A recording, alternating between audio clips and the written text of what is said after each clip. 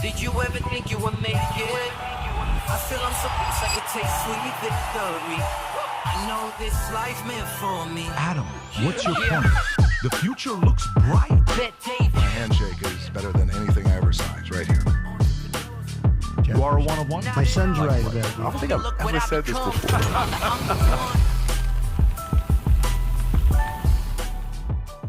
So we're finally doing this. Let's do it. Let's do it. Head of EPA, Representative Lee Zeldin, youngest attorney in New York at the time, lieutenant colonel in the military. In a short period of time, you've done a bunch of different things. But it's great to have you on a podcast. Man, you don't want to live your life filled with boredom and regret. You know, we only get one shot at it. Everyone out there in the audience, you know, it's the start of the day. How are you going to spend it? Make it count. I'm with you. No, I love it. We're on the same page with that. But right now, the name Lee Zeldin the last 48 hours is everywhere. Everyone's looking at Lee Zeldin because apparently, according to this lady, I don't know if you know what her name is, Crockett, Jasmine Crockett, according to her, not only did you have one Jeffrey Epstein donor, you had two of them. That's how great you were doing. And I just want to start off with reacting to this real quick, and then we'll get into all the other stuff because it's trending right now. So here is Jasmine Crockett 2 days ago, the subcommittee on oversight on stage talking about you tied to Jeffrey Epstein. Go ahead, Rob. Folks who also took money from somebody named Jeffrey Epstein, as I had my team dig in very quickly. Mitt Romney, the NRCC, Lee Zeldin, George Bush, Win Red, McCain Palin, Rick Lazio. I just want to be clear. If this is the standard that we're going to make, just know we're going to expose it all. And just know that the FEC filings, they are available for everybody to review. This is absolutely ridiculous. So now she's saying this. She called you. When you first heard this, what was your initial reaction? I mean, I read your tweet, but what was your initial reaction when you heard this? I mean, well, so the first reaction was like, I'm pretty sure that Jeffrey Epstein never donated to me. Like, I contact a couple people on the team, and I'm like, all right, can you just confirm this for me? Because I'm pretty sure that Jeffrey Epstein never donated to us. And you know, you could search it. She said that, you know, it's a 20-minute Google search, whatever. It comes up so fast. And it says occupation physician.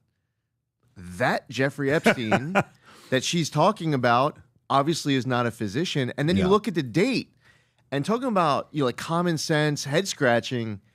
The date of the donation is after that Jeffrey Epstein was dead. Stop it. That I didn't know. Yes. The donation came in after that Jeffrey Epstein wasn't even alive anymore. Wow. Okay, there you go. April 2020 and August 2020, $1,000 donation from a Dr. Jeffrey Epstein in New York, which, by the way, can you imagine if your doctor's name is Jeffrey Epstein? People ask you, honey, where are you going today? I'm going to go see Dr. Epstein. Which doctor? Dr. Jeffrey Epstein. That guy has to change some part of his name to have to deal with this here, right? To give money to you. But you've seen Office Space. Yes. Right? You know, and there's that scene that the one character is Michael Bolton. And the same point was made. It was like, okay, well, why don't you just change your name? He's like, why should I have to change my name? He's the one who sucks. Michael Bolton in the 90s, he had a couple hits, right? If you know Michael Bolton, you have to be over 40 years old. There's no way somebody in their 20s or 30s know Michael Bolton. Oh, yeah, no, I think maybe 100% of your listeners right now under 40 are like, what are they talking about? Who is Michael Bolton? But by the way, what I love about talented people in politics, how great they are at spinning. Some of them who know how to spin, you got to give them credit for how great of a job they're spinning. So here's Caitlin Collins asking Crockett about the mistake she made, and this is her answer about tying you to Epstein, and she still is defending herself. Go ahead, Rob. Talked about Republicans taking money from a Jeffrey Epstein. Here's what you said.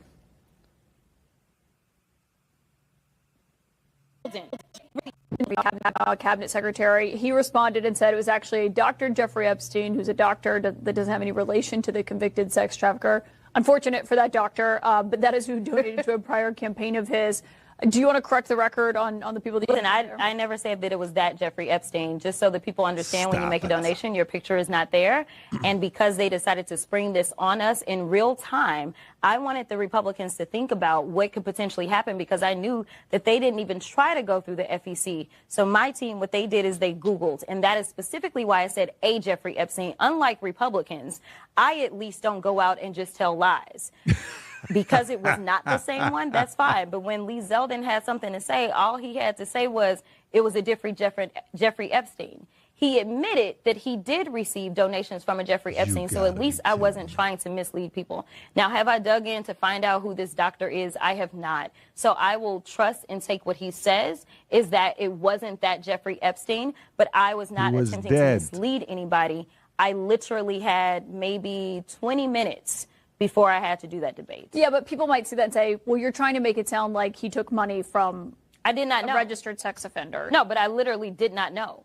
When you search FEC files, and that's what I had my team to do, I texted them and I said, listen, we're going up. They are saying that she took donations. Right, but someone might say, well, your team should have done the homework to make sure it wasn't the convicted sex trafficker. Within 20 minutes, you could not find that out, not from just doing a quick search on FEC. So, number one, I made sure that I was clear that it was a Jeffrey Epstein, but I never said that it was specifically that Jeffrey Epstein. Goodness. Because I knew that we would need more time to really dig in. How do you react to that? The occupation is on, like you said, we just go to FEC and it says Jeffrey Epstein. Yeah, it says occupation physician. We were talking about the dates a second ago. And if you don't know yet, then you do more research before you go to the floor of the House of Representatives. Now, I mean, I feel like as far as your audience medical disclaimer, I mean, if you feel inclined to watch that video more than once, I would caution you not to watch that video more than like 4 or 5 times, because I actually think that could do brain damage. Yeah, you could maybe do 3, 4 tops. Don't watch it more than that. She may be their leading candidate for 2028, if not one of them. Can you imagine, like, the Democratic Party chooses her as their candidate for 28? I know with the whole redistricting thing, she's probably going to end up losing her job. And we were talking about earlier, she may run for Senate. But maybe before we even move on with this topic, you were in New York. What did you know about what Epstein was doing in New York? There's a bunch of things right now. The Epstein, they voted for it, I think, Tuesday, 427-1. Senate majority out. It's going to be out there. Who was Epstein to you when you were in New York? Because you almost beat Hochul as a governor, first person to get that close as a Republican to being a governor of the state of Florida, less than 6%. That's how close it was. They never thought you would be that close. So you're someone that's a strong power player in New York. Who was Jeffrey Epstein to you? I mean, the moment the story popped, it was, I mean, that was it. Like, game over as far as this guy goes. I mean, yeah, I guess he gets his day in court. You're innocent until proven guilty. We have a criminal justice process. But, there was, I mean, I didn't have people around me all like, I don't know, I think he's innocent. I mean, it was just. You had people around you No. the opposite. Like, I can't think of anyone at any point around me in New York saying, like, defending this guy. I mean, it was, the guy went down pretty fast. Yeah, he did. And now, releasing the information, you're seeing what Larry Summers is doing. Just out of curiosity, I mean, I thought Bill and Hillary Clinton were going to be, weren't they supposed to do something in September or October that they kept delaying it? Did you hear, were you aware of this, that they were subpoenaed? And there's even a clip of James Comer saying, hey, what are you going to do? Are these guys eventually going to testify? Is it going to happen? Is it not going to happen? Yeah, right there. Clinton subpoenaed to testify in congressional Epstein investigation. Are you aware if anything's eventually going to happen with these guys? Are we going to see them having to answer questions about Epstein? I mean, I would have to completely defer to the congressional committees, the chairs, to be able to answer that question. I don't have any inside scoop on that one. Got it. Okay. So let's talk about your job, which is the administrator of EPA, okay?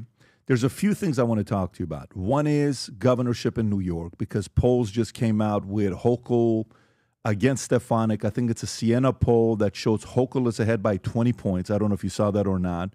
I'd like to see that for, governor of New York. 2, Mamdani. I think Mamdani is coming to visit the White House with the president, and the president's incredible noble, generous tweet about him inviting him. I don't know if you saw the tweet, how he coined it. It's very interesting. I want to talk about that. And then with EPA, a lot of things are tied to you. So fires, I think wildfires are under you. I think you got a bunch of different elements that are with you, right? So even right now with what's going on with Iran, me being from Iran tested cloud seeding like Dubai did, and now they got flooding going on all over Iran, Abadan, all these other cities. We got a lot to talk about. We got a lot to talk about. Yeah, exactly. So that's what I'm interested in seeing where we're at with this. So let's start off with New York. So Mamdani wins the mayoral seat. Okay, so he's the mayor of New York. He's in there. Takes out Sliwa, takes out Andrew Cuomo. And the moment he's in, President Trump now tweets this, I think yesterday on his Truth Social. Communist mayor of New York City, Zohran Kawame, very important, put that middle name in there, Mamdani, has asked for a meeting. We have agreed that this meeting will take place at the Oval Office on Friday, November 21st. Further details to follow. What do you think that meeting is going to look like? So I have spent a lot of time with President Trump where the topic of New York City comes up, and this is personal. This is his life history, his business, his family, his upbringing. If you ask President Trump about what he wants for the future of New York City, he genuinely, deeply wants to see safer streets. He wants to see economic prosperity. He wants New York to succeed and thrive. His concern over the issues that will come up at that table, it's not like this is some business meeting, a professional meeting that lacks that strong personal connection that the president has. Like, he wants to help, and he is concerned with the direction of the city, as we all are. I mean, I saw it during 8 years of de Blasio, and it was amazing that the city survived those 8 years, especially what we experienced there in 2020. When I was running for governor in 2022, inside of New York City, there were so many Democrats, independents, people who are not Republicans, who were supporting our campaign because they wanted to be able to get to their job without fear of getting attacked. They wanted to ride a subway. They wanted to be able to afford to survive. Now they're adding this like congestion pricing, this tax in order to be able to get into the city, and it's hitting people who are struggling to make ends meet. It's like one more thing that gets them closer to that final last straw where they leave. So when I'm running New York State at that time, 2022, it's 22% Republican, 3.5 million more Democrats than Republicans. New York State. And you have so many people who have gone to Florida, Texas, the Carolinas, Tennessee, because they feel like their money will go further, they'll live life freer and safer, and this isn't about putting New York City in timeout. Like, they're gone permanently, not looking back. And what so many people are worried about in this moment, with Mamdani coming in and wanting to increase taxes on people who shockingly are still there after all of it, is that it will be that breaking point for more people and like when that billionaire leaves, it's like, oh, the billionaire can afford to pay taxes. Yeah, but the billionaire, would you rather have the billionaire give you whatever he's giving you today or she's giving you today, or zero? Because they're leaving down to Florida and elsewhere so easily. The business, the jobs, and you're not going to be able to get back. So I think for the president, the meeting is personal in a very positive way. Like, he's the president of the United States, and you have his full focus and attention, and he genuinely wants to help. But I'll tell you what, like, don't expect this president to play along with the destruction of the city. Like, if you come in and like, hey, this is going to be some kind of negotiation, we're going to talk to the president into playing along with something that's going to set the city back. Don't try to go down, try to open up that door with this guy, because that isn't a door. Yeah, I agree. And by the way, what gave me that feeling is this tweet. He doesn't say the mayor of New York City, Mamdani, is coming for a meeting. He said the communist mayor. So this tweet isn't for us. This isn't for you. This isn't for the voters. This is only for one person that he voted the way that he did. It's to Mamdani. He wants Mamdani to know, you're not coming here in a friendly place for us to sit down, come and see what you're going to be doing. How much does Mamdani need him? Because, when he got elected, he said, we're going to raise taxes by 2% on billionaires, and that's going to give us this much. And then we're going to raise the corporate taxes and match what it is in New Jersey, because it's going to be an increase of 4.2, 4.3%. And that's going to give us our $6 billion or $5 billion that he needs. I don't know the exact numbers, but to be able to fund the free buses, the this, the that, the this, right? And then Hochul, while he's running, she's not saying anything. And then he wins. Then she says, no, we're not raising taxes on billionaires on the city. Now, 4 days ago, they had a meeting. Now she's saying she's willing to entertain raising taxes, corporate taxes on businesses in New York City. She's willing to entertain it right there. Considering raising corporate taxes, sources says of November 14 after the meeting. So, but how much does Mamdani, obviously he needs Hochul, but how much does he need President Trump? So here's the first threshold question. What's more important to Mamdani? Is it to get reelected in 4 years? Is it to win a Democratic primary for New York City mayor or something else in the future? Or is his priority right now the future of New York City? Is he prioritizing his job? Like he cares about the city he was just elected to be mayor of. Because if it's the latter, then he needs President Trump a lot. If he's only focused on trying to win a Democratic primary, then Mamdani's coming into this meeting and he's thinking, okay, I don't really care what happens behind closed doors. But as soon as it's over, I can't wait to get to the media cameras. This is like the Senator Schumer play.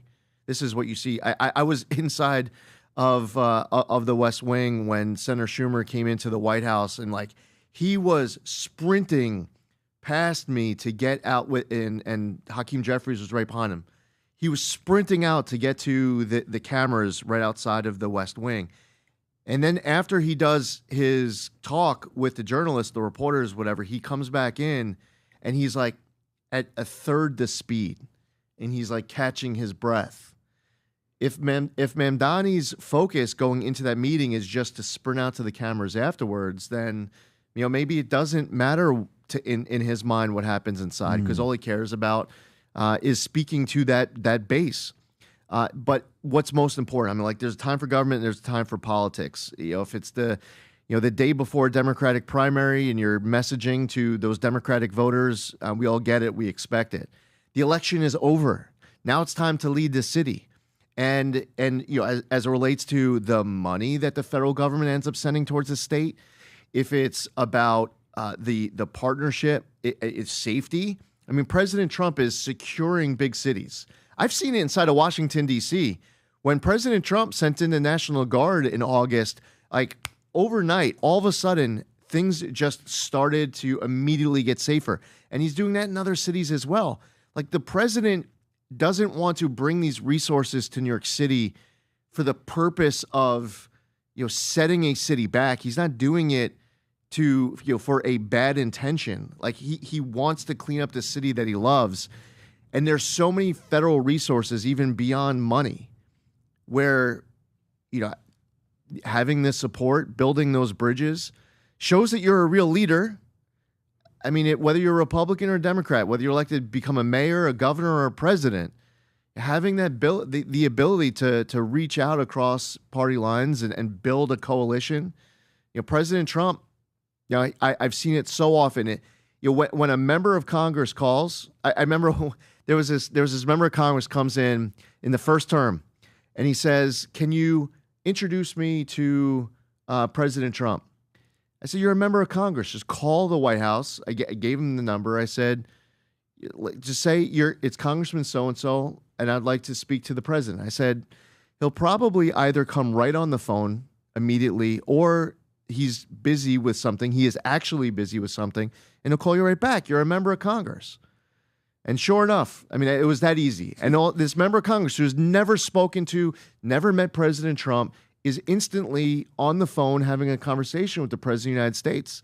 The president, he is so accessible, and he's a great listener. Like, there's a great opportunity for Mamdani to come in to state a case on anything and everything where there can be common ground and bridges built. And then this president who wants to see New York City successful, this guy he's a man of his word. The president will come through and help New York City thrive. So the important question is, what do you need? Well, I mean, what he needs, I don't think the president agrees with, because you said something. It's what does he want to do, right? So after he won, remember then when he gave that divisive speech, I know there's one person listening right now, and that's President Trump. I got 4 words for you. Turn up the volume. And then boom, whatever he said about volume, and they start raising, and then afterwards, like, I said we didn't need any more money. We need money. And then now he's talking about $65 million he wants to raise for his transgender, gender-affirming surgeries, whatever he's talking about. This was a couple of days ago. So what can he ask for that the president's going to say yes to? President's not going to agree to raising taxes on the city. I mean, he can't be involved in that because that's the state. That's Hochul. What can he agree with? Where could there be something that they have a commonality with? I mean, if I had to guess, Mamdani comes in wanting to talk about support of congestion pricing, he wanting to talk about infrastructure projects, stuff like rebuilding Penn Station, the 2nd Avenue subway. I imagine there'll be some type of a conversation about law enforcement, whether or not Mamdani wants to get into it where it's divisive and he's not trying to agree on anything and just wanting to have a debate and just wants to trash talk the great, amazing ICE officers and others in law enforcement. I mean, that would be non-productive. But if he wants to broach some of these other topics and find common ground, I mean, right now there's investment. The president of the United States is bringing in trillions of dollars investment all throughout the entire country. Yep. Since I was confirmed in February, I've been to all 50 states. And whether I'm in Idaho Falls, Idaho, where a new nuclear facility just broke ground, and Cheyenne, Wyoming, with a new data center, West Memphis, Arkansas, with a new data center. I'm going to these locations not where it's like, hey, in 3 years we're planning on spending $4 billion. I was just in West Virginia, where multiple businesses I was visiting are all ramping up. They're all scaling up. And I was with the president in Pittsburgh for an AI summit, and they were announcing $93 billion coming to the Keystone State that day. And I'm sitting there as a New Yorker for a moment, putting that hat on, and I'm thinking, man, none of this money is getting announced to go to New York. Why is that? It's not a coincidence. The reason why the money's going to Pennsylvania and not New York is because of the policies. In New York, where you don't allow the extraction of natural gas, you're not approving enough of these pipelines, you're banning gas hookups on new construction, you want to ban the sale of gas-powered vehicles, you set climate goals that you will not achieve, and in the attempt to achieve it, you will cause a lot of economic pain on the people who can least afford it. Maybe Mamdani is smart enough to come in and say, hey, I see you're bringing in trillions of dollars to the United States of America. What do we need to do in New York City to be part of it? Because I don't want to be pushing out people and businesses and jobs. I want to bring them into the city and and then Mamdani should just shut up for the moment and listen to the president, because the president has a lot of ideas and experience and ways he can help. So then the question becomes, but if let's just say he knows the optics as well, if it seems that they are too friendly and he is agreeable, that's not a good look for AOC. That's not a good look for the crew that wants to paint him as the enemy, because they can't, the risk there lies, and he's aware of this, because to me, Mamdani gives me vibes of our Zelensky.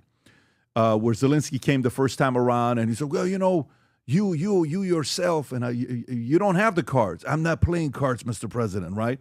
That meeting, the first one. And then second one, he wore a suit. I think Mamdani is a Zelensky type of a guy, that it's optics, and between the loyalty of the people that elected him, that want free things, versus also the people that kind of AOC kept retweeting his stuff. So AOC is a major kingmaker of New York in a strange way. She is. She's got a lot of power and a lot of juice. He can't lose that. He can't lose them. He sold Trump as the enemy. If all of a sudden now they're seeing mushy, friendly, they're going to be like, wait a minute, you're a traitor. The likelihood of me seeing this going that way, I also think if he comes in trying to push too hard, would he want a face-off with Trump to say, I'm not afraid? I went to the White House and I told him to his face that if you don't do this to the great state of New York, I see that. I see optics. I don't see diplomacy with him wanting to work with the president. Am I wrong? I mean, there's a massive range of possibilities of how this can go.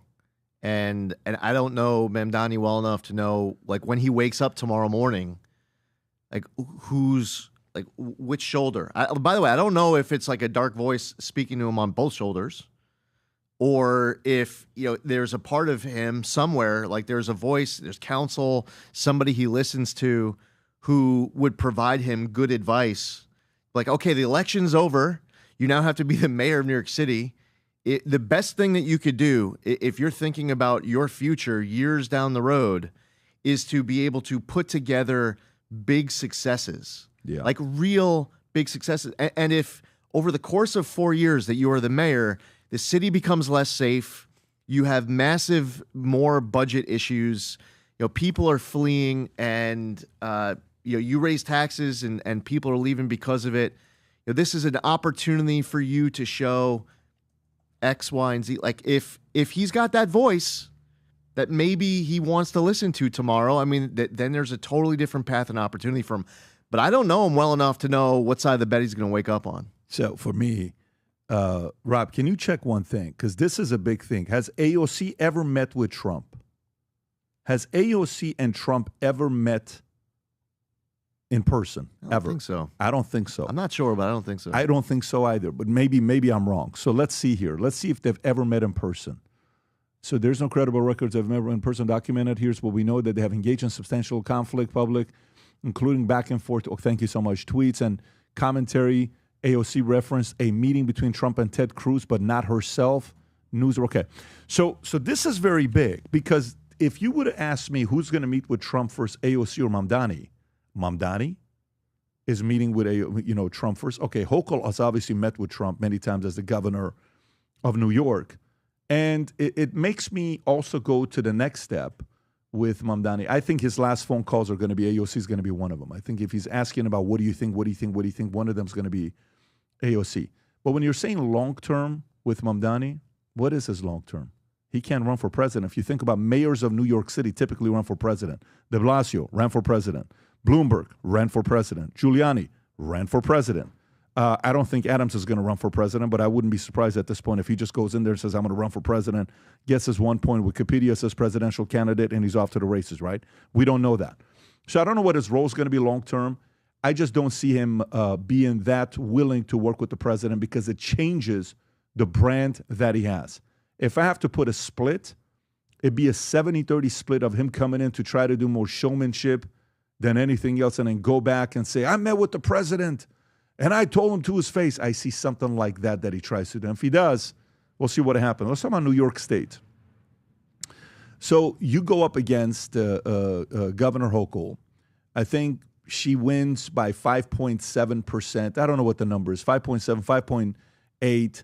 She spent $60 million. She got 3 million votes. That's $20 a vote, if I'm not mistaken, give or take the numbers.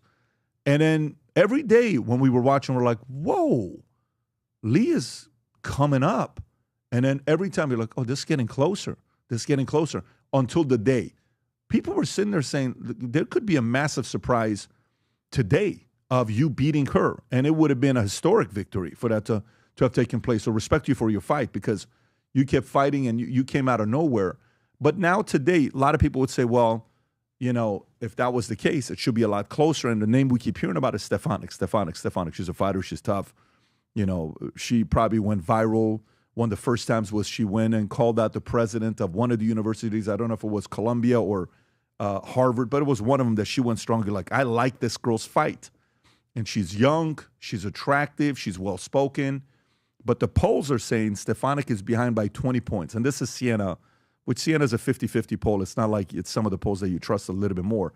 But still, what is the likelihood that New York State could flip and be a Republican? So two things. One is being in my current position because of the Hatch Act, there's certain very candid thoughts that I'm not able to share. There's one other point is that I can't ever, and I won't ever get ahead of the president while in this position. You know, if the president hasn't endorsed in the race, or he hasn't said or have gotten particular guidance, I'm following his lead on all political races everywhere. With all that being said, even though I'd said earlier that the state was 22% Republican, you just pointed out we got just under 50% of the vote. That doesn't happen unless there are a whole lot of people who are not Republican who have decided enough is enough. They've hit their breaking point and they want to save the state. I mean, that was something that I was talking about a lot then, and that's a lot that you're hearing now. And basically you have over 60 counties in this state. What we did was we had a vocal in every single county, broken down by party. And we knew that we couldn't get any less than 30% in New York City. If we get less than 30%, we have no shot of winning. If we get more than 35% of the vote in New York City, depending on how far above 35%, the math starts flipping the other way. It starts to become really difficult or impossible to lose. We ended up spending a very disproportionate amount of our time for the general election inside of New York City to get to the 30%. And I think that it would have been a lot better if we were able to get to 35 and I could have spent a lot more time throughout the rest of the state. What we found in 2022 was that upstate, the number one issue was the economy. The number two issue was crime and public safety. Downstate, the number one issue was crime and public safety. The number two issue was the economy. And across the entire state, messaging, cashless bail. And every time there was there was some kind of crazy criminal incident, which was like every day inside of New York City, you can count on the next morning I was going to be there at that particular location talking about how our policies would have prevented it. If we implemented, this is how things would get better. And then we weighed in on other issues as well. The money is also important to raise name recognition. Like if you see some polls come out now, like Hochul is the governor. She's been the governor now for 4 years. More people know who she is. By the way, I feel like more people who know her, the more they dislike her. So the disapproval number has risen as well. So it cuts both ways. Mm-hmm. More name ID, but also more disapproval. Over the course of a campaign, it starts with structure. At the beginning, you put together the right team, you set the right vocals, you raise the funds that you need, you figure out what your messaging is going to be. I remember the start of my campaign in April of 2021. I would get asked on my announcement day, I did a lot of media interviews. They say, what's the top 3 issues? And I was talking about these top 3 issues at that moment based off of what the voters were saying are their top 3 issues. If you asked me at the end of the campaign, what are the top 3 issues of the campaign? I would have said, and I did say, whatever the top 3 issues are of the people. And what happens too often, and Hochul was doing this during the campaign in 22, she was saying that the top 3 issues were whatever she wanted the top 3 issues to be based on her polling. So while she was talking about abortion and Trump, I'm talking about crime and the economy. And I'm talking about what is the number one issue for 75% of the voters, and for many of them, the number one and number two issue. And not only are we winning on those issues, she's ceding them to me. She's not even talking about them. So we get to a debate in October, late October, and we're having this back and forth over crime. And you probably remember this. She's like, I don't understand why this is so important to you. And like, the audience heard that. I didn't even have to respond. I'm like, wow, okay, that speaks for itself. And then they moved on to another topic, and she got hit for it. So message is important, and substance, and having policy and ideas, and your style on the trail, and hard work. There's a saying in New York, by the way, to Schumer's credit, there's something called the full Schumer. You go to every county in New York State in 1 year. And it's something that he's prided himself for a very long time. Well, in the first 6 months of the campaign, I went to every county twice. So, I'll tell Schumer, give him a hard time, rib him. I'll tell him that's called the full Zeldin, which is twice as much in half the time. And that pays off. So you also have to work real hard. So I think that there's a lot in answering the question as far as like, where is this going to go looking forward? Mm-hmm. I think it's very informative also to analyze what happened in 22, the lay of the land, how voters reacted, what the issues were. I think there are a lot of lessons learned there. Yeah. Is this the clip wrap where it says, I don't know why locking up criminals is so important to you? Is this it? Yep. I'd love to see it. Go for it. declare a crime emergency and suspend cashless bail and these other pro-criminal laws because there is a crime emergency. My opponent thinks that right now there's a polio emergency going on, but there's not a crime emergency. Different priorities that I'm hearing from people right now. They're not being represented from this governor, who still, to this moment, we're halfway through the debate, she still hasn't talked about locking up anyone committing any crimes. Okay. Anyone who commits a crime under our laws, especially with the change they made to bail, has consequences. I don't know why that's so important to you. All I know is that we could do more. Well, when I say that we could do should more, remove excuse me, I'm speaking. Sure, go ahead. We could do so much more. If there was a nationwide ban, but certainly a state ban on teenagers being able to get guns, assault weapons. I mean, that's what happened in Buffalo. A teenager walked into a shop and was able to buy an assault weapon, the kind you use on military battlefields. It happened just yesterday in St. Louis. When are we going to start talking about the crimes that are the most frightening? And that's murders and shootings, which across this country are down about 2%. New York State, because we worked so hard on this since I became governor, they're down 14%, down 18% on Long Island. Mrs. Hochul. I don't know why it's just so hard to articulate what needs to get done. When you have a district attorney refusing to enforce...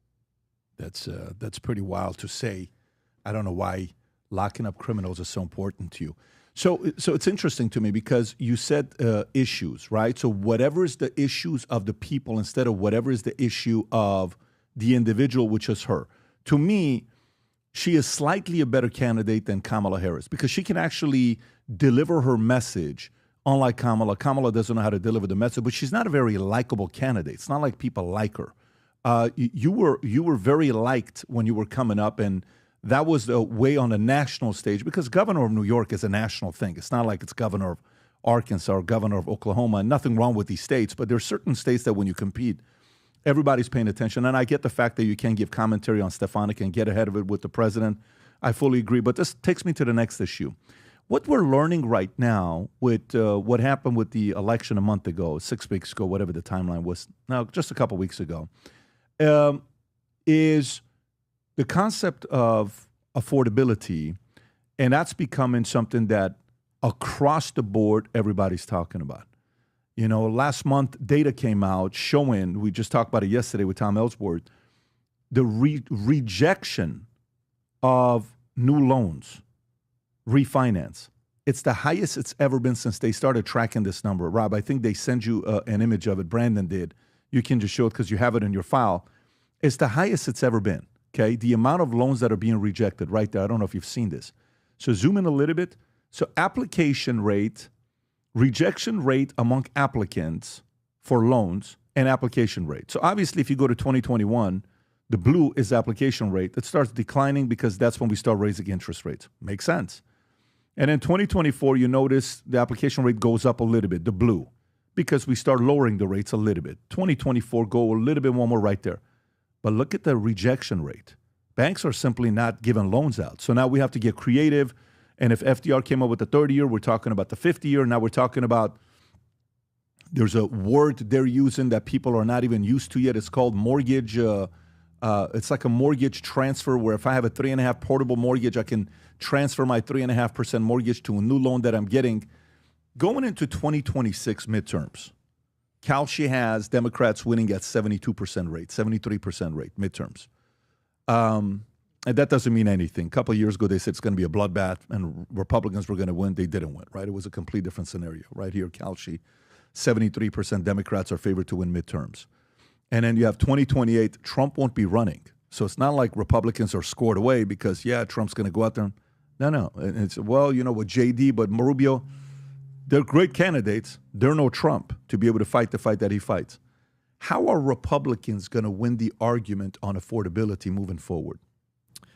Well, the update as of fall of 26 is going to be the biggest variable. We obviously we have the conversation now 10 months out from that moment. You get post Labor Day and how people feel about the economy as it impacts them in September and October. And the economy is an interesting topic where when things are going well, people aren't talking as much about the economy as their top issue. It usually pops more of their top issue when they're upset with their ability to afford what they want in order to be able to survive. But no matter what, the economy is always like a top 2 or 3 issue. So you can rely on it being up there towards the top. But like how much it plays towards November 26 is where we're at just before. When people actually have to vote at that moment, how do they feel about their life then? Understanding the American dream is, I mean, it's different for a lot of people, but you know, you're getting into home ownership. And if you ask people, okay, like what's one thing that is most important to you about achieving the American dream? It's, well, I want my family, you know, with my wife, my husband, our 2 kids, to be able to get the keys to move into our own, you know, first home that's ours. Now, when you owe the bank a lot of money, you can make a debate as to whether or not it's really yours. But for a lot of people, when they get those keys, they sign those papers. Like that is the biggest thing to achieve the American dream. Having a job, unemployment is one thing, underemployment is another, making enough in order to make ends meet, and then all sorts of other aspects of the cost of living. And the economy is also a very difficult issue to gaslight someone on, to convince them that their status is, that their position is something other than what it actually is. Crime is, you know, is like that as well. I would say on the economic issue, it's very important too for whoever's campaigning a particular House race or Senate race that you're talking honestly, incredibly with that person, understanding what it is that they're going through. As far as trajectory goes, I mean, like I just said, there's a lot of groundbreaking that's going on. I could tell you that there are a whole lot of parts of this country where there are a lot of jobs that are coming online. I think that there's a lot of states where things are going very much in the right direction. The states where I feel like things are going in the reverse direction happen to be the bluest states in the country. I think there's a reason for that. I think where the energy policies are the smartest, what I'm experiencing in my travels, it is the red states where manufacturing is going in the right direction and permitting reform is going well. It's in the red states. So where are these battleground Senate seats and House seats? And I think if you look at the Senate map, every 2 years, it's not the same seats that come up, and who's up. I think that there's, you know, a different calculation than if you look over at the House. Having gone through serving in the House of Representatives during the last 2 years of President Trump's first term, and having spent a lot of my time in Schiff Smelly Skiff in the basement of the Capitol doing all this impeachment stuff, and sketchy Skiff, it is something that is so counterproductive for this country. I want to see our country heading in the right direction. I think a lot of voters, when they show up to vote in November of 26, they're going to have memories, for better or for worse. You know, if you're a Democrat, you want to like relive, you're trying to impeach, resist, oppose, obstruct everything and anything. Well, you know where to vote, where to go. For Republicans who maybe sat it out in 2018, they remember, maybe they remember the consequences. The president was more on the ballot for Democrats in 2018 than he was for his supporters. A lot of his supporters in 2018, they kind of sat back because, like, you go to vote, you don't see Donald Trump as a candidate on the ballot. But for all the Democrats showing up, they feel like Donald Trump was on the ballot. In 26, I think that that's another aspect for voters when they come out, is not just, I mean, you can expect that the people who don't like President Trump are going to show up to vote as if his name was on the ballot. I think for President Trump supporters, the message will be relayed to them very strongly, early and often, how important it is, with not just a hypothetical, like, here are the consequences, don't impeach me 1,000 times. Now it's like really believable. And you add a couple of assassination attempts as well. You know, and what they did to Charlie Kirk 2 months ago. I mean, shit. It's one of those moments where you just can't sit on the sidelines. And I hope that people are realizing it. No, I'm with you there. The question I got is, you know, 28, there's not going to be a Trump. You know, unless if it's Eric running or Don running, which I don't know if either one of them will be running then, but maybe Eric will. But there's not going to be a Trump, Donald Trump Jr. that's going out, Donald Trump, that he's going out there driving the way that he is. And there's this notion that, you'll see the meme going around, Trump this many years, Trump this many years, then it's going to be JD, then it's going to be this, then it's going to be that, and we're going to have it for the next 25 years. Which, by the way, there's nothing wrong with being confident and playing offense and being aggressive and assertive. You should be. You should have that mindset that we're winners, we're going to keep winning, and this is the winner's mindset. But, the enemy is sitting there and asking themselves, say if there's not a July, the assassination attempt that took place at Butler. Because that speech he gave, RNC, the energy, the way it was magical. Something happened to it. Musk came in. I'm in the day. I've never seen anything like this before, right? And then Rogan came in and did the podcast at the end. And then he went on all these other podcasts and did what he did, the president. He worked his tail off to win. But say that doesn't happen. Say Biden stays in. Say, they mix it up. So to me, 2028 is a little bit weird. And the reason why I'm asking this concern is because even on MAGA, there is Republicans in D.C., then there's online Republicans. Then there is MAGA Twitter. Then there's those that are now going against it.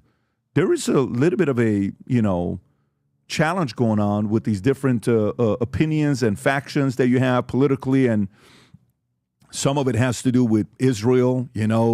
Israel became a very, very divisive topic. You're bot, you're AIPAC, you're this, you're that. And then lists come out, yeah, those guys are AIPAC supporters. No, it's this, it's... So that's created a little bit of the division between them. Netanyahu's really making a decision, and they're getting bigger and bigger, louder online social. Some of it is, tempered, gone a little bit lower. But what do you foresee happening with this little civil war that's going on with the social media influencers of MAGA, which, by the way, they may say it's not mainstream, it's not a big deal. These are nobodies. They're just social media guys. I don't think that's true. I think they're getting millions on top of millions of people that are paying attention to them. And I think it's going to matter more in 28 than it did in 2024. How do you manage that relationship? Two sides that are completely on the opposing side to say, guys, why don't we find a way to come together and win this thing? How do you see that happening? Well, I certainly think it's very important, the message towards the people who are listening and like the younger generation trying to figure things out. I mean, I remember being 18, 20, 22, having questions on different issues that were important to me. I didn't have the answers to everything. I didn't have it all figured out. And if you're trying to figure it out and you are looking up to these voices with followings, maybe you're listening to different opinions and you're trying to form your own judgment. I mean, like, we need to lean into speaking to young conservatives. There are a whole lot of that younger generation who, like, they're very interested in the government. Like, they care about the country, they care about service. They're raised with great values. They want to participate in the process. They're proud of being conservatives, but they don't have it all figured out yet. And no one should expect them to have it figured out. We need to be speaking to them. And there isn't just any one way to get to this audience. I remember not that long ago, I mean, dating us, like, I had a 13-inch TV that had a knob of 13 channels, and like with the antenna above my black and white TV, you try to maybe get reception for like 7 or 8 of them. I remember when all of a sudden there was a 24-hour news cycle. That was crazy. Like, every day the news would change. There's a 7-hour news cycle. Now we'll spend this time together, and while we're sitting here, there'll be all sorts of different news that's popping. Yeah. And with social media and with podcasts and with people who, I guess, they go to cable news, they go to radio, they go to newspapers. Like, it's so diluted though, and podcasts are rising, and social media platforms have amazing reach. It's important to be meeting this audience everywhere, meeting them where they are.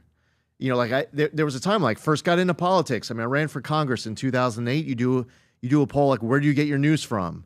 And it was a multiple choice question, and I would have to go back and look at the poll, but I'm pretty sure I didn't say podcasts. Twitter wasn't a thing back then. It's very important for us to be getting into all of those mediums and to have those conversations. This is one thing I love about Charlie Kirk. Charlie would show up at these universities, and he was a dear friend. And it's maddening that he is not with us right now.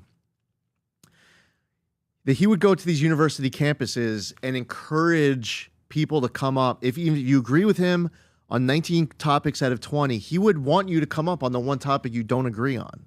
This is actually the guy who spoke just before he was assassinated, was somebody who agrees with Charlie on like everything except religion, apparently. I was watching some interview, and he wanted to then approach Charlie on religion and engage. Charlie Kirk was meeting these young conservatives where they were at, on their college campuses, on podcasts, on radio, TV, on social media. We really need to do a better job of that between now and 2028, and answer these questions. Because what happens is if you leave the vacuum, then some of these voices with the wrong answers only, and they might do it with an incredible amount of, they might be filled with charisma, they might have a sense of humor, they might be young as well, and if they're the only voice answering the question and they're making enough sense, then they're moving people towards thinking, all right, well, maybe that wrong thing is actually the right answer, and then they end up adopting it as their own. So I think that's the biggest thing between now and 2028.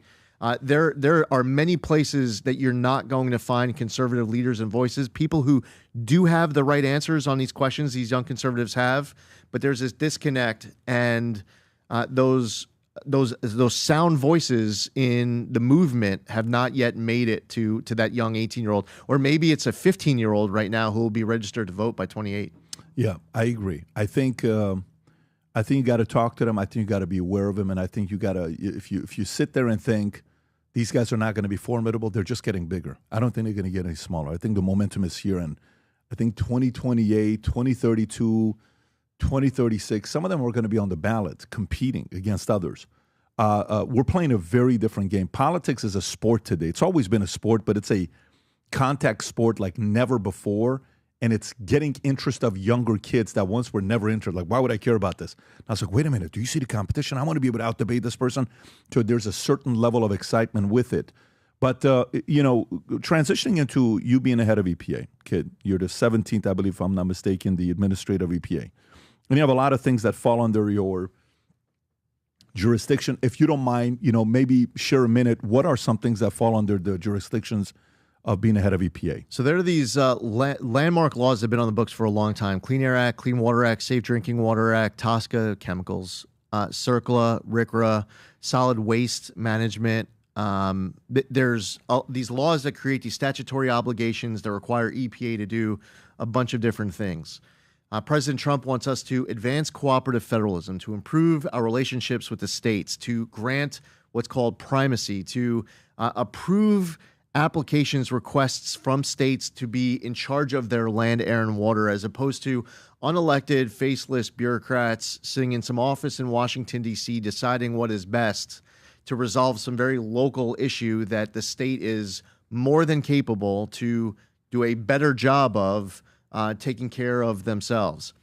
So we have all of these obligations. We are trying to partner with states as much as possible, approve state implementation plans, their requests on primacy to take over everything from coal combustion residuals if they're in that part of the country with coal, with underground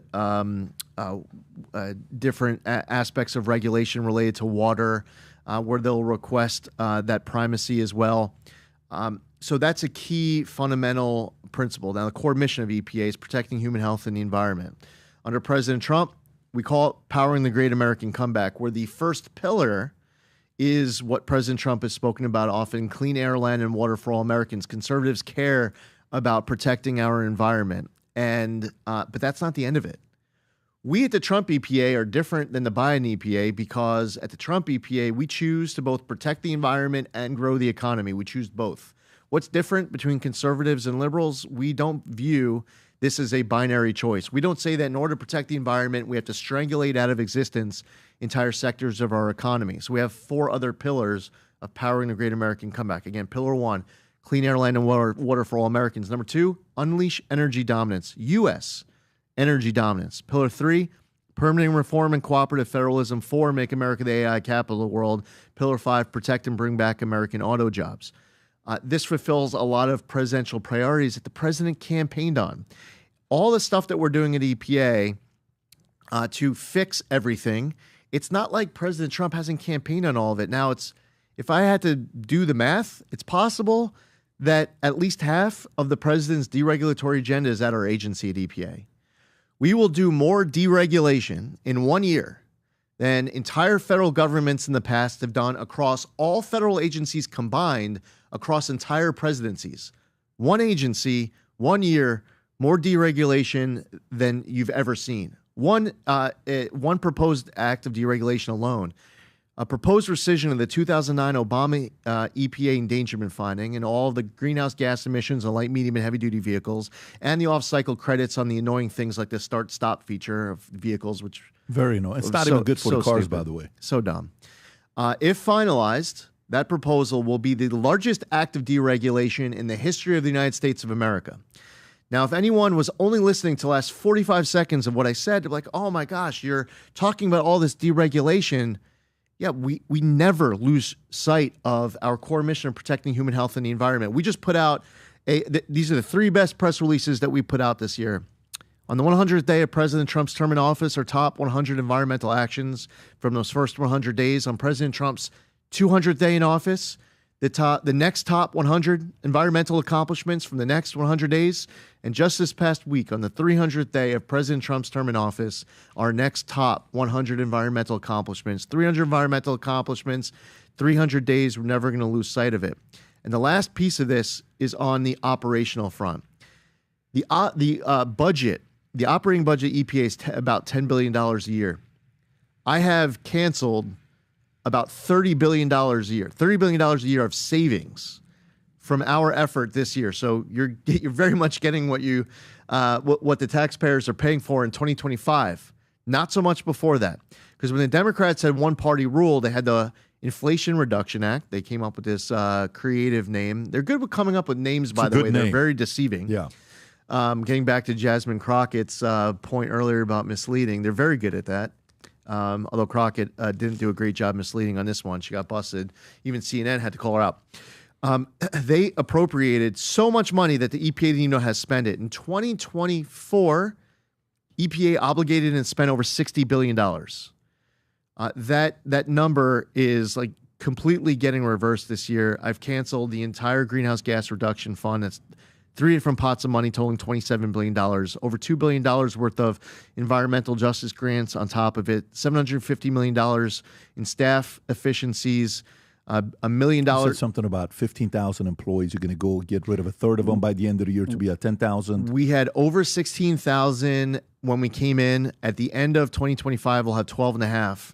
So it's about a quarter of the agency. That saves about $750 million a year. $750, got it. Over $20 million saved so far in real estate consolidations, and that's an annual savings. That number is going to continue to go up. $1 million in canceled media subscriptions. I shut down an EPA museum that I'm sure none of your listeners knew even existed or ever visited. It cost $4 million to build, $600,000 a year to operate. We closed down the EPA museum. Added up, all told, we're talking about $30 billion of savings. So on the operational side, we have a zero tolerance policy for any waste and abuse.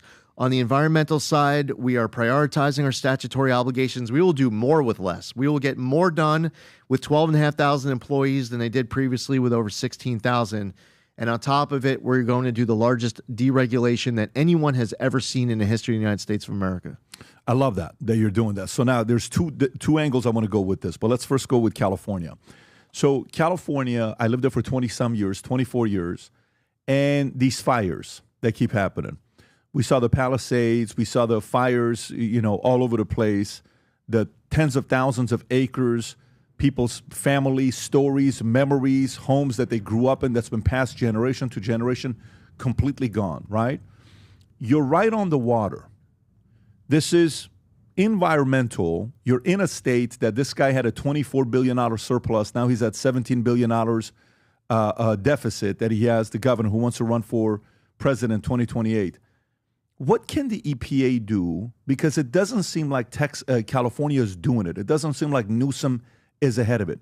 What can the EPA do to help the Californians who live there, who love their state, who don't want to leave, to not have to go to sleep at night wondering what the hell is going to happen with my house if another fire happens this summer, if another idiot goes out there and drops a match or a cigarette, and then boom, we're being negatively impacted by it. What role can you play as a head of EPA to help out Californians? Yeah, there's a lot, and we've been doing it. And President Trump, when we talk, he often speaks about California and specific ways to be able to assist, from getting water to those areas that need it. Many conversations about water, many conversations about prescribed fires, forest management, planning for the future and the way that the rebuild is done. So President Trump got inaugurated, as you remember, just a few days after the wildfires. He comes in, he signs an executive order right away, and he says, EPA, you have 30 days to complete your hazardous material removal phase 1 so that the Army Corps can come in for their phase 2 debris removal. The immediate response was that is impossible. You'll be lucky to be able to complete this by the summer. There was over 13,000 properties that were destroyed. But President Trump signed an executive order declaring that you're going to use Trump's speed and you're going to get it done. We figured it out, got it done in just under 30 days. The Army Corps came in. They have since completed their phase 2 debris removal. The federal government has done everything that is needed to be done in order to allow all of these residents and businesses to be able to rebuild. The slow rolling of all of the permits that are coming, the lack of green light that so many of these property owners are waiting for from the city, the county, the state, it's bullshit. It is so frustrating to watch. I can't even imagine what it's like for the people who actually live there, because I was there the week after I was confirmed. I was in the Palisades. I was like right away. It was days later. And I was visiting houses where the contractor was already at the house. The contractor is ready to rebuild the house. This is like 3 weeks after the fires. And now we're having this conversation. It's the middle of November and people are still waiting for their permits. I mean, there's all sorts of words that I'll keep in my head so I'm not insulting those who don't want to hear me dropping F-bombs. But I'm telling you, it really gets your blood pressure up when you think about it. And then, you hear Gavin Newsom go after President Trump saying that, like, the federal government hasn't done anything. You look at everything that the EPA did to complete the hazardous material removal and all the lithium-ion batteries and all of that work. All the debris removal that the Army Corps did, everything that President Trump does, rallying the Army Corps, EPA, Bureau of Reclamation to make sure that water is moving from dams, that reservoirs are full, that you have water to be able to fight fires. EPA has been working on deregulation, on what's called exceptional events rulemaking, on state implementation plans, on what's called PM 2.5. Like, there's technical rulemaking that we've been working on to allow these Western states to be able to lean into forest management. They shouldn't be forced to put an area into non-attainment because you're doing a prescribed fire. We should encourage the prescribed fire to prevent the larger wildfires. Something that was frustrating in Canada this summer, there were these massive wildfires, and I was happy that Canada was engaged in good communication with EPA. We'd ask questions, they'd provide updates, but strategy was just to let the whole thing burn. And they were just monitoring their critical assets. And as long as it wasn't going to touch a critical asset, just let it burn. So they let so much of their country just burn. And then I'm at the G7 2 weeks ago, Energy and Environment and Ministers conference in Canada. And by the way, Canada they're very good hosts, and we had a great conference. And there was a lot that was done there that was amazing. It's a very different approach where you let you let so much of your country burn, and then you go into this international setting and you're telling the world, we just had our second largest wildfire in the history of the country. It's like, yeah, because you didn't put it out early enough. What can you do to overlap those permits, though? Because these guys are losing their minds. They don't want to leave the state. There's some people that are like, you don't want to take care of me? I'm going to go somewhere else. And they're done with it, right? And they'll go to Texas or they'll go to Nevada or they'll go to Arizona, but they want to leave California. But the other 95% don't want to leave. They want to stay there and make it work. What can you do? What can we do to overlap and say, hey, here's what's going on with the permit? Is there a way to say, this is a crisis that we had. Because of that, the government's stepping in and they're accelerating the number of permits. And here's what we're doing with this. I was with a Goldman Sachs event 2 days ago in Dallas, and the governor of Oklahoma was there. What's his name? Stitt? Stitt. Stitt, Yep. yeah. Very, very impressive guy. I think he's got one more year left as a governor of the state. He was there, and he said something. They had a rule that if in the state of Oklahoma, if the permit isn't given within 30 days, you can't get paid for it. So he created, and maybe, I'm paraphrasing what he said, is so you're not given a permit, you're not going to get paid for it. So you got 30 days to get paid $600, $800, $500. If you take longer than 30 days from the day the person asked for it, boom, we're gone. You can't accept payment from it. But what can we do from the top to make the situation better for Californians that were directly impacted by fire and prevent future fires? These are two questions I want to ask. What would you say? Well, so the first part is the federal government has given a total green light. Like, there's nothing that anyone is waiting for from the federal government. The roadblock is at that local level. And I mean, first off, there's ways to go to the courts, to try to get judges involved. You have elections. If somebody is not doing a good job, you could boot them out. But the EPA does not do zoning permits for a house on a corner of the Palisades. Now, we will do our part to help make sure that every single possible roadblock that can ever be in front of you that the federal government is responsible for, can help with, is cleared. And it's been cleared. Everything has been cleared totally, as far as everything that's required of the federal government. But I, as the EPA administrator, I don't have the power to say, okay, your mayor is not giving you your permit, but this EPA permit to rebuild your house. The White House can't overlap. And so let's just say, does that mean locally I have so much power to abuse my constituents and my voters and my citizens and destroy their lives? The problem is the flip side. So when Obama was in office, he got so heavily engaged in local zoning issues and getting into, all sorts of, minority requirements. And in New York, Westchester County ended up in the courts, got overturned. It is a very dangerous road to go down to allow the federal government to get involved in these zoning decisions, because when you have a President Obama and his housing and urban development, when you have a President Biden or, God forbid, a President AOC, what it means to say that the President of the United States has the ability to engage in those zoning decisions, the courts have already weighed in and said no because of what they did in the past. Now, if there is any way, maybe where you're not getting stronger with the zoning, you're getting looser in some type of an emergency, that's a question that I can ask. And instead of trying to shoot from the hip on something that I don't have the answer to, I can ask.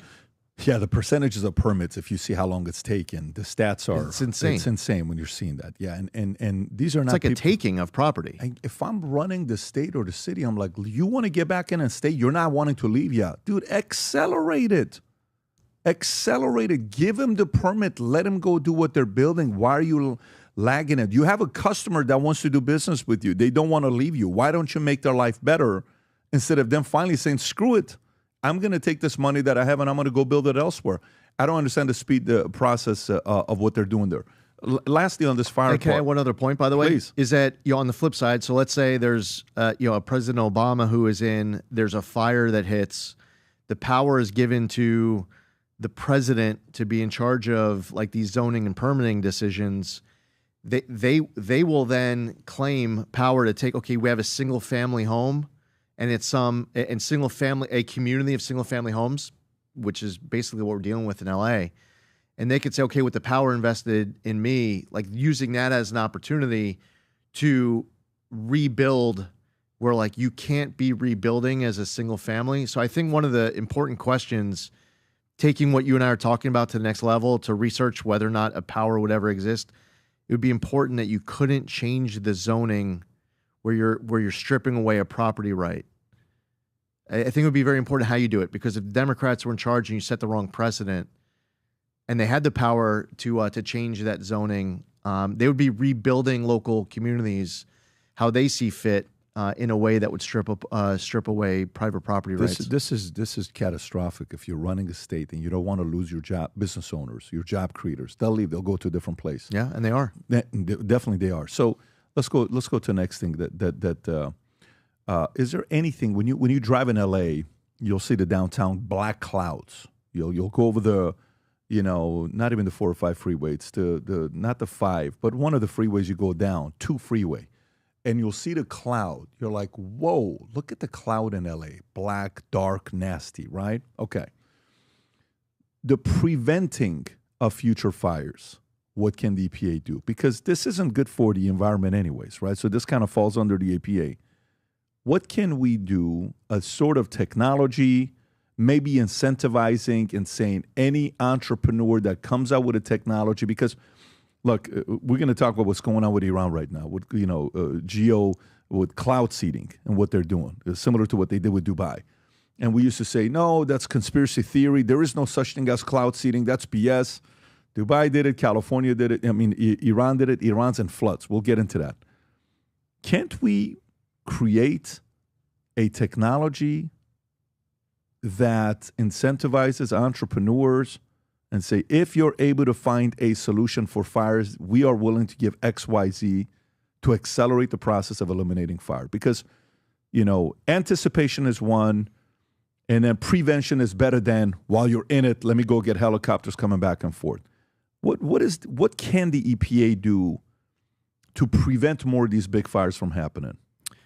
So we've been working on it this year, working primarily with the Western governors. And I've met with them multiple times in D.C. They had a gathering in New Mexico. We'll meet with them individually as I've traveled to their states. The way the system was set up under the Biden EPA is that they are discouraged, they are disincentivized from engaging in controlled burns, prescribed fires. They are punished for doing it because when they do the prescribed fire, it releases particulate matter into the air, and then that community, that state, will end up in non-attainment. And if they end up in non-attainment, then the consequences include loss of federal funding and more. So they are discouraged and they are disincentivized. What we're working on doing is reversing that. We want to incentivize these states to engage in forest management, these prescribed fires, these exceptional events. So on March 12th, I announced so much deregulation in one day. It was, if you were an energy and environment reporter in Washington, D.C., you got a press release from me once every 5 minutes for 2 hours, just announcing different deregulatory actions. And multiple press releases that were included in that day's announcement included different aspects of what I'm talking about here to encourage and incentivize states to lean into prescribed burns and forest management. I don't want them to be punished at all for engaging this, because if they don't do it, the consequences are worse. You end up with a wildfire, and then people lose their homes, their businesses, their lives, and the cost ends up becoming even greater. Now, another piece of this, which you got into in your question, you mentioned cloud seeding. I want to say as strongly as I possibly can that I do not agree at all with the idea that humans should be playing God with the weather. I don't feel comfortable with it at all. I don't feel like it's studied enough. And by the way, when it is studied, I don't like the idea at all of it being studied outdoors, as opposed to being studied somehow indoors. Now, I would say for the now some states have legalized cloud seeding. Some U.S. states have legalized cloud seeding. They believe in it. Which ones are these? Like the list might be. Maybe there's like would it be more blue 9 or red or would it be combination of both? It would be a mix. Would it be interesting? Yeah, and what's the argument? What's the reasoning behind it? Because I think the DeSantis came out and said there's none of that going on in Florida. Okay, so there you go. So you got Colorado, about 9 California. or 10 on that list, right? Interesting. The fact that Texas is on there, Nevada's on there, and California's on there. Huh. Yeah, it's a mix, right? And I've heard some from like an agricultural standpoint, like if you're in a drought, if you engage in cloud seeding, you can add precipitation over, help with the harvest, so you don't lose season. You don't lose that season. I've heard it be mentioned in the respect of ski slopes and being able to produce precipitation, so you have a natural powder going onto the ski slope. I've heard Colorado. Yeah. I've heard it mentioned from that respect. But I'm just not the right person to be able to defend the practice. Now, as far as federal agencies go, this is primarily NOAA as the lead. I mean, some people would look at EPA, they look at FAA, look at some of the other agencies. There's different types of geoengineering and solar radiation modification and stratospheric aerosol injection and marine cloud brightening. And it's like there's all different kinds of ways to engage in geoengineering. I would say for the people who are out there who care about the topic, it is very, very important to communicate about it accurately. And I think that one of the things that have undermined people who have been active in this space is they'll say things that just aren't true. Like if you walked outside and you saw a line come out of the back of an aircraft, and you're like, oh my gosh, we really need to stop this stratospheric aerosol injection that I'm showing you on my X page. Like that is just, that's not stratospheric aerosol injection. Now, there is an entity that we know of that puts sulfur dioxide into the upper atmosphere, and they do it a very low quantity. It really doesn't even accomplish anything. It's more a fundraising operation to raise money. Maybe they could scale up. But you kind of wonder whether or not these are people who are like far left or like they're just punking everybody, because it's like, how do you, in the name of combating climate change, put sulfur dioxide into the upper atmosphere? The only requirement that they have is to notify NOAA that they're doing it. It's not, they don't have to ask for permission. They just tell NOAA, I'm going to put sulfur dioxide. Is one entity I'm talking about. It's called Make Sunsets. They put sulfur dioxide into the upper atmosphere, and all they have to do is notify NOAA. So something that Congress can take a look at is statutory obligations to tell an agency that they want an agency to regulate, that they're telling these entities that they want these entities to obtain permission, that these that an agency or agencies would have the ability to be able to regulate it more than just receive a notice. But getting back to the way that we communicate it publicly, one of the most controversial one, like step on a third rail and make people happy or sad to hear me say it. That line that's coming out of the back of an aircraft, there are a lot of people out there who think that this is the United States government engaging in population control. Like they think that the federal government is like you look up, you see all these lines, and all these different agencies are just poisoning the population. That is not what you are looking at. And you have the way that these engines work. You have what is almost 100% water vapor coming off of the end of a hot engine exhaust that comes in contact with lower temperature and higher humidity. The higher the humidity, the more persistent that trail is that you see following the aircraft. Now, if we want to talk about what that is that you're looking at as far as the line in the sky, let's just be accurate about it. And one last thing I'll mention too, it's also important that you're amplifying real pictures, real videos. And there's a lot of real pictures and real videos out there. I'm not saying that everyone who's posting on it, that they're putting, fake stuff out.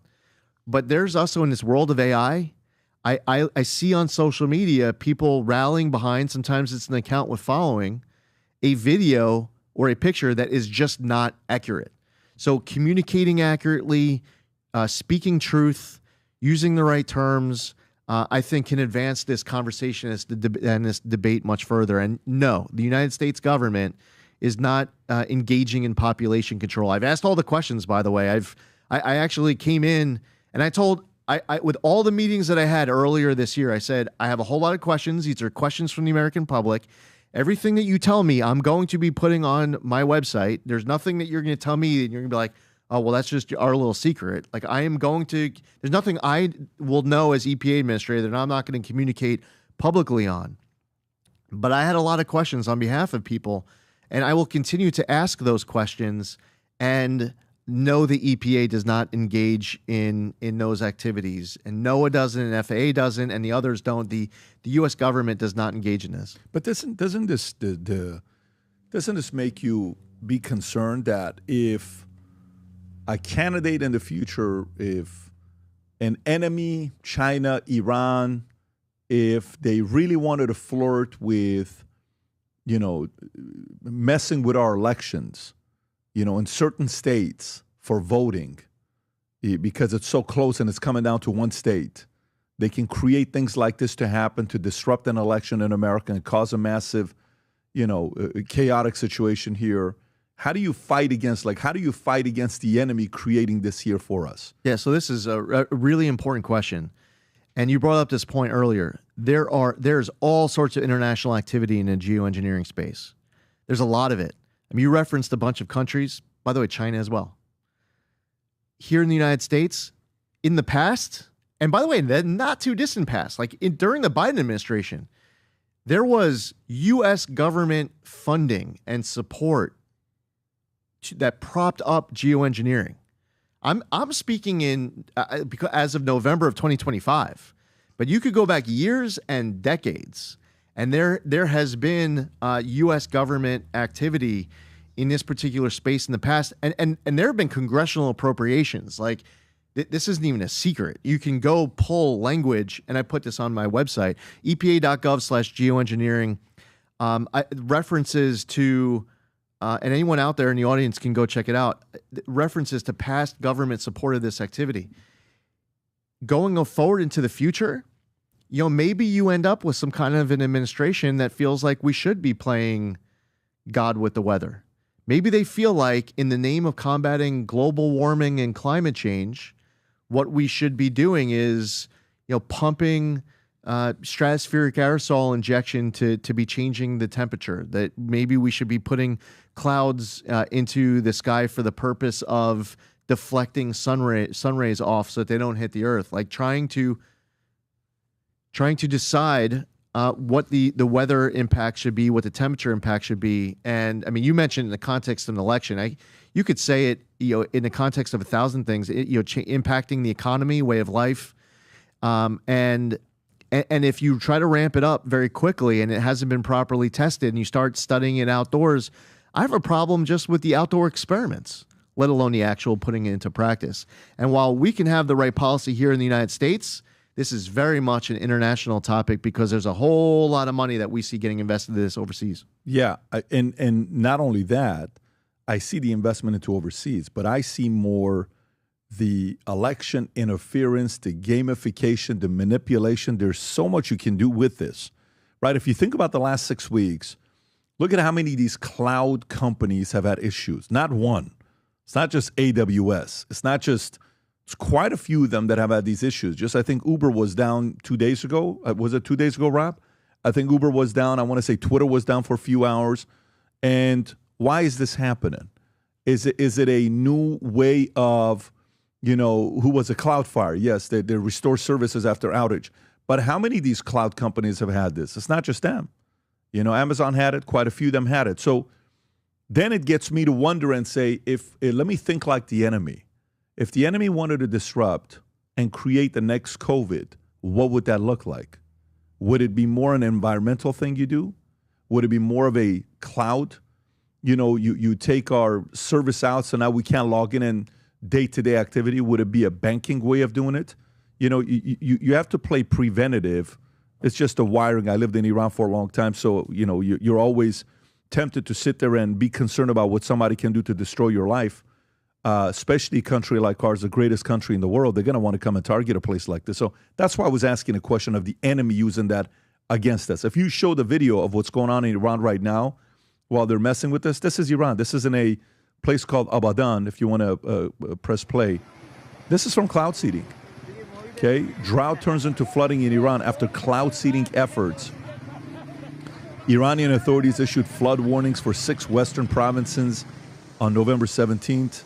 Country has been suffering from severe drought for more than now 5 years, so this was their way of making up. So if you can create this type of flooding in Iran and say I'm an evil leader who hates this country, I mean, this is a great opportunity for me that I can use these types of events at unique times to disrupt an election, no? Yeah, and cloud seeding is an actual real thing that has been around for decades. So for a long time, they used to say it was a conspiracy theory, but it's a real thing. It is not. It's not a conspiracy theory.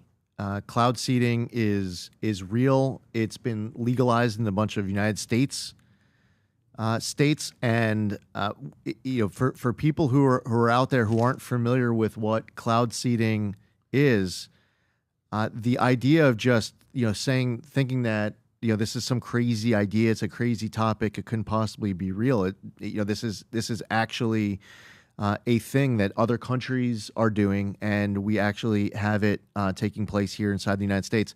Having more of a conversation. Here's one of the problems is that a lot of people who, earlier on I was talking about the people who care about these issues and the way they communicate.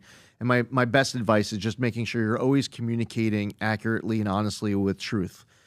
Because if you slip up at all, it will undermine, like if 10% of your argument or 5% of your argument is not accurate, you will undermine the other 90 to 95% of your argument. Just don't do that.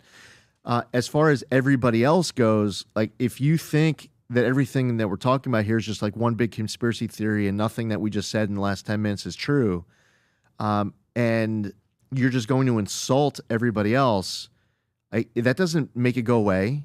It's going to make it worse. And I would say, like, for leaders in government, if you're in Congress and you listen to the last 10 minutes of this conversation and you're like, for whatever reason, somehow you're miraculously like hearing it for the first time, or you're actually listening for the first time, like, don't just move on with your day and then ignore this topic, because you all have constituents who care about it. And it's important to respect people who are your constituents, who have questions. And if you don't give them answers, then you're forcing them to go online, to go on social media, to try to put the pieces together themselves. You, the elected official, are in the best possible position on behalf of these constituents to find out the truth. The same thing with, like what we see Secretary Kennedy leading with the MAHA movement, the Make America Healthy Again Commission, is that there are these MAHA moms and dads, and they have questions. And instead of them being treated as outcasts and you're disrespecting these parents who want to make the right decisions and be great parents, I think it's a responsibility to follow sound science, gold standard of science, to be transparent with it, to answer these questions for the public, and have policies that meet the moment. So these are just two examples where I feel like in the past, before President Trump, for too long, you have these people who are ignored, and the people in government are like, well, there's only a few million of them, and that's not a lot because we have this massive country of hundreds of millions of people. I sit down with President Trump, and he'll talk to me about the flow of a shower, a faucet, a toilet, the flow of a gas can, the light bulb. Earlier we were talking about start-stop feature on vehicles. Each of these topics, let's say there are only a few million people who care about them. The fact is, the president respects that he has so many different Americans who care about these issues, and they might seem small. And there are a lot of people out there who care about geoengineering. And the middle finger that they've gotten from the government on their questions for years has actually made this moment worse, not better. Good point. Next question in regards to nuclear, okay? Because what we're noticing right now is whether it's Bitcoin, whether it's crypto, whether it's AI, whether it's, you're noticing Microsoft, some of these companies are realizing we need nuclear energy that's going to be cleaner to deal with. So one, and then we see how many facilities China's been building, and they're playing offense in this. We've fallen behind for decades, not even like a decade, 4 decades. I think it was in the 70s, 80s when we stopped completely. Chernobyl, couple of these happens. We're like, listen, we're pumping the brakes. We're not building these facilities anymore. And even if you, Rob, go to the images to show how we're building versus others, nuclear facilities, you'll see we haven't done any in a long time. There's a couple charts they can go to. There's a better one than this one. But how do you repackage that? Like you said earlier, Inflation Reductionary Act or whatever, the names that they give to it, right? What do you do to bring confidence to others that, guys, we kind of do need to build these nuclear generators, nuclear facilities, because we need this energy long term? Maybe you do, maybe you don't. Where do you stand with that? Yeah, we need a lot more baseload power in this country. And we need more nuclear. We need more gas pipelines. We need to make sure that coal plants all across the country aren't just getting closed down. The people who are talking about wind, which is an intermittent source, as if it is a substitute for baseload power, are just so out of touch with the reality of the moment. We need not only more energy production from within our own country, but we also need to do it at cheaper costs. And with this push for AI, there's a lot of people out there who are kind of spooked about AI and the uncertainties, and will it take jobs and all the information power that will exist. I mean, I get all of it. I understand. But the idea that we just hit the brakes and allow China to win it, it's going to be a lot harder for us to catch up later if we don't just win this race for AI right now. In order to win this race for AI, you need more baseload power. And I mentioned earlier on in this discussion we were having about all the groundbreakings that we visited. I was in, I mentioned I was in West Memphis, Arkansas. There was a $4 billion Google project that broke ground just a couple weeks before I had gotten there. They entered into an agreement with the state of Arkansas and Entergy, that's the energy company in the area. Arkansas relies on nuclear in a big way. And they're able to come up with this project that is a net benefit for the Entergy ratepayer of just over $1 billion. So when we do it, we can also do it smartly. It's also important to talk about water reuse. There are other aspects of running these operations that we can have maximum efficiency, so that's great for the environment. It would be good. It's best for our own economy, for our national security, and for our environment, because we tap into these energy supplies so much better than so many other countries do elsewhere around the world. The president has been advancing Nessie pipeline to get natural gas into New York. That just got its approvals from New York and New Jersey. There's a push for a pipeline called Constitution Pipeline to deliver natural gas into New England. There's talk about a liquid natural gas pipeline in Alaska along the Trans-Alaska Pipeline route. The Trans-Western pipeline, they're doing an expansion of $5.3 billion to deliver natural gas from New Mexico into Arizona.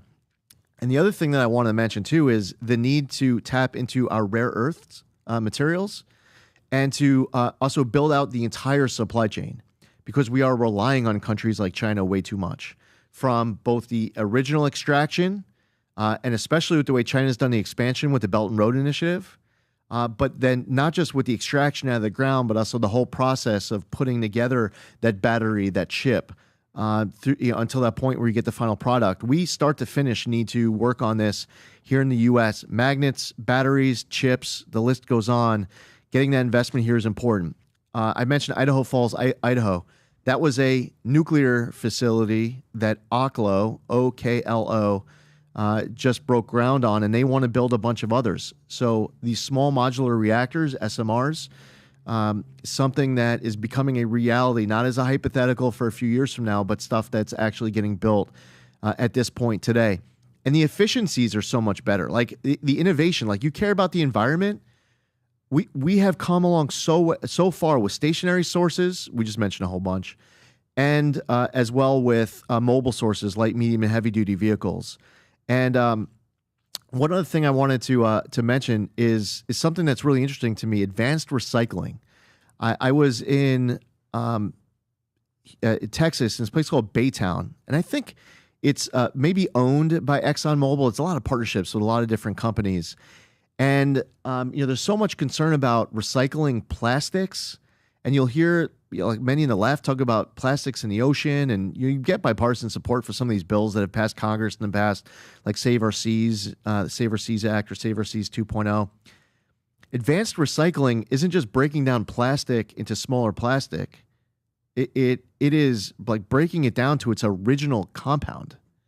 It's amazing how far innovation has gone right now, and it's incredible. Wow. Like on the right on the environmental front, the opportunities that are in front of us. So, like for all the Americans out there who you want to go rally behind some environmental NGO to boycott, Keystone Pipeline or whatever's next. You want some litigation to stop all this innovation and investment in the country. All you're doing is empowering countries like China. You're weakening the United States, and you're out of touch really with how far these advancements have come right here in America.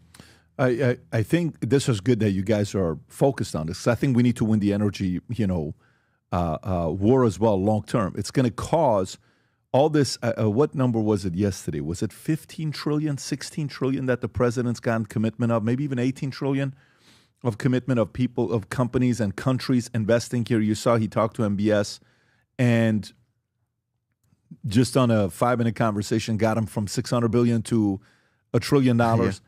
Those folks that are going to be investing here, you need the resources to be able to make the investment, knowing I'm going to get a rate of return, and energy is going to be a big part of it. So it's great that you guys are American jobs. They pay taxes. And by the way, like the people out there are like, oh, that's not true that trillions of dollars are coming into the United States. When President Trump was talking about this, I was at the White House for this dinner with MBS this week, and the president saying it, sitting next to MBS for a $1 trillion Saudi commitment, and then you look a few people down and you see Tim Cook from Apple, and they've pledged $500-600 billion.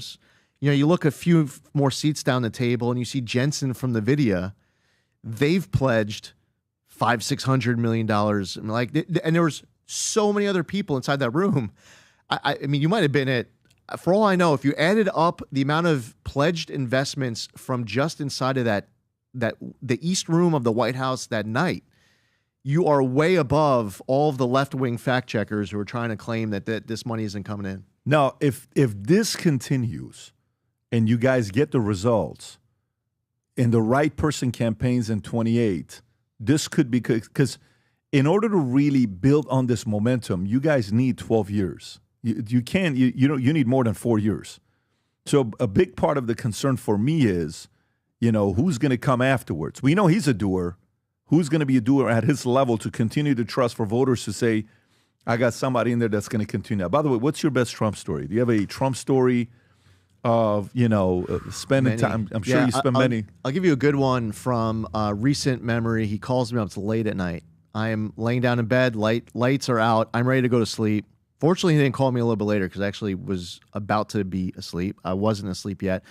Phone rings. He's talking about an issue that he's pretty fired up over. He wants me to call another cabinet member and one other person and then get back to him. So, Mr. President's getting kind of late at night. If I reach them right away, I'll definitely call you back. But let's say it's hard for me to reach one or both of them and it gets really late. Do you want me to just call you back in the morning? He says, no, whatever time it is, I'll be up. So I call the first person up and he answers the phone. It was a 5-minute conversation. Box is checked. I had what I needed. Hung up the phone. All good. Call the second person. Can't reach him. I'm calling over and over and over again. I'm texting. I'm using different messaging apps. I'm using different devices. I cannot reach this other person who's a member of the cabinet.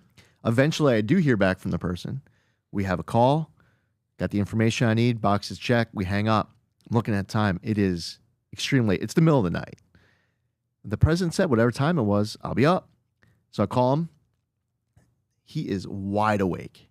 I mean, he is, you would think like for a normal person, you're like, dude, you just drank like 7 Celsius.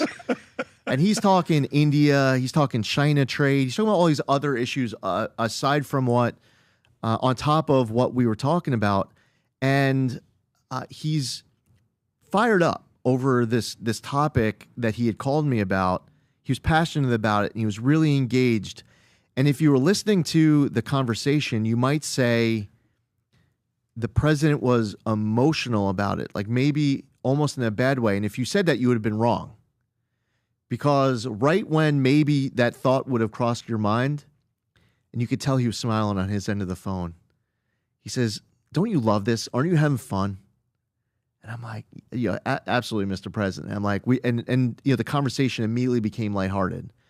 And even though he is passionate about what he is doing, and he gets fired up over these topics that are really important to him and this country, he is really enjoying being able to do this in like a very positive way. It's one thing to have 4 years in the White House, to have 4 more years to reflect on it, the 2 assassination attempts, you win all the battleground states, you win the popular vote, you have these 4 years and you want to make it count. After all of his experience in life, all of his experience as president, the team he puts together with the great chemistry, we work together, we there's no competition and friction and conflict. We all want to make sure that these 4 years are as successful as possible. And this president does not sleep. He does not stop working for the American public. And we're coming off of a president who would wake up at like 1:05 and they'd call a lid by 1:30. And now we have a president who he just doesn't stop. And that's just one of so many stories. But it really goes to show you the type of president we have right now who's fighting so hard for all of us. Yeah, Karine Jean-Pierre said one time, yeah, you're not going to get a hold of Biden after 9 p.m. You remember that, Rob? Was it after 9 p.m.? I think it was 8. Yeah, 8 p.m. You're not going to get a hold of him. Oh, it was, you can't get a hold of him before 9 a.m. You can't get a hold of him after 8 p.m. And that's Karine Jean-Pierre. What would she rounded up like 5 hours, by the way. She rounded up 5 hours. What works with the president when you're negotiating with him? What does not work? When you're trying to do a deal with him from what you've witnessed, what works, what doesn't work? Well, the president's an amazing listener. If you have a good idea, I mean, he's going to hear you out. And if it's a great idea, like, hey, Mr., if it was someone who rolled in like, hey, I have an idea of how to solve the conflict between Russia and Ukraine, like, the president's listening. By the way, if it's a terrible idea, he's going to let you know. So if you're going to pull that card, you better come up with something good. But the president, like, he wants to be surrounded with smart, intelligent, substantive feedback, people, ideas, and he wants to be decisive in making the right call to help this country succeed and thrive. As far as engaging with the president, it's good to, like earlier on, we were towards the beginning of this conversation, we're talking about Mamdani. Like, how is Mamdani going to start the conversation? Is Mamdani going to sit down inside of the Oval Office on the other side of the Resolute desk, and his initial tone, substance, body language is going to be about, hey, I want confrontation? Because President Trump will give you confrontation. He's not backing down from anyone. He's the alpha male in every room. He's the alpha dog in every room. And that is on an international stage of world leaders, or it's with communist mayor-elects in cities here in the United States. But if you sit down at that table, despite the fact that there's all the Mamdani history anti-Trump, he rolls in there as the mayor-elect of New York City, and he has the tone, the substance, the body language, the demeanor, and he's engaging this president, saying, "Mr. President, I wanna work with you to be able to make New York City successful." This president, without any convincing needed, is ready in the next sentence to get substantive and deep to make it happen. So yeah, best advice, be real, make a connection. Don't try to challenge him to a fight because he'll kill you. And just know that he's a guy, like, in his heart, he wants to make it count. Hopefully Kawame is listening to this. Middle name Kawame. Mamdani is listening to this on The Approach. Last question before we wrap up. You're Jewish, your wife's Mormon. Is that true? True. Okay. Have you watched Truth and Treason? I haven't.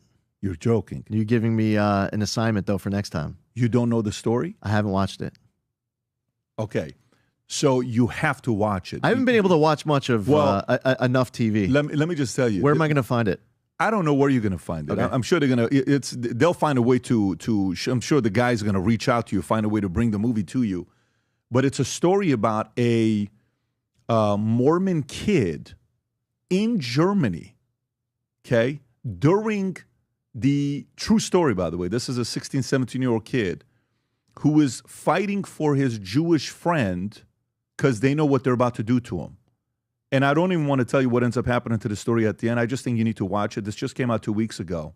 When I looked at the profile, I said, wait a minute. He's married to you and your wife and the kids have to watch this together. The history of it is absolutely amazing. What this young boy, Mormon boy, I used to work with a lot of Mormons before. And I know about Gordon B. Hinckley, the Virtues, and all this other. We work with a lot of the stake presidents that were very, very good people. Some of the best people I've worked with in my life, they were Mormons. A lot of good people. And I think you'll enjoy this book. So if there's anything, a recommendation for you and your family, it's done by Angel Studios, which Angel Studios also did Sound of Freedom. So just so you know where the background of who is putting it up. And you're not going to know a single actor in it, and they all crushed it. All the actors in this movie did such a great job. I recommend everybody to go watch that movie. I'm going to watch it. I thought it was appropriate to tell you. Love it. This was a blast having you on. Appreciate you for coming out. And all the best to you. You guys got 3 more years to go get things in order. So everybody in America wants you guys to continue.